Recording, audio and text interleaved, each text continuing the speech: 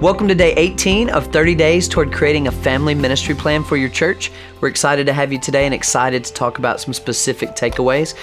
My name's Tommy. We're with Ron Hunter, who is the author of the DNA of D6. And just before we get started, Ron, I'd love to tell you what Ron Davis from Southeastern Free Will Baptist College said about your book. He said, the DNA of D6 provides necessary leadership principles that will produce the habits needed for healthier believers and provide church leaders with concepts that can be adapted to any local church ministry. And I really like that word any because we come from a lot of different backgrounds, a lot of different sized churches. So when we talk about family ministry, we tend to think in whatever context we're in about moms or dads or children.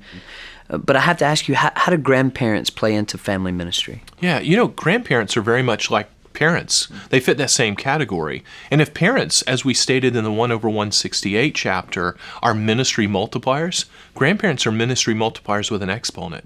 We call them Meemaw, we call them granddaddy, we call them all these affectionate terms, but do we call them volunteers? Do we call them teachers? Do we call them our secret weapon? And that's really what they are. They're the most talented pool of people in our church. They have the best experience. They have made it through some tough times, and they have a lot to offer back to young married couples and helping them with communication, finances. They can find a young child who has no grandparent present and adopt them and be able to speak powerful words into their life, show up at ball games, be present for them, helping them with maybe some school stuff that they have expertise in. Their own grandchildren need them speaking into their worlds, encouraging them, affirming them, not just giving them candy. And whether they're right there in our own church or 500 miles away, the grandparents have such an incredible opportunity that we just simply need to unleash and see what they can do. Yeah, I like that you use the word unleash and that you call them secret weapons. I think that's so applicable for us today.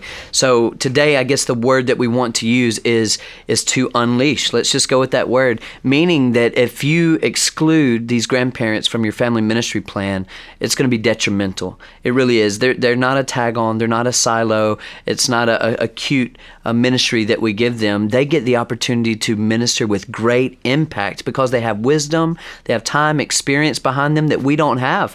And so we want to allow them to lead and to unleash them to impact generation after generation. So as you're sitting down with notepad and paper, hopefully, or as you've got your computer open taking notes, you just need to ask yourself, how are we as a ministry team, volunteers and staff, going to unleash these grandparents to impact generations to come?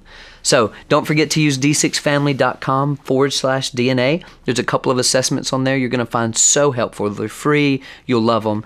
Also, you can purchase the book, The DNA of D6. And of course, you can subscribe to all these coaching sessions. They'll be delivered straight to your inbox. You'll love those as well. So thank you so much for joining us today, and we'll see you tomorrow.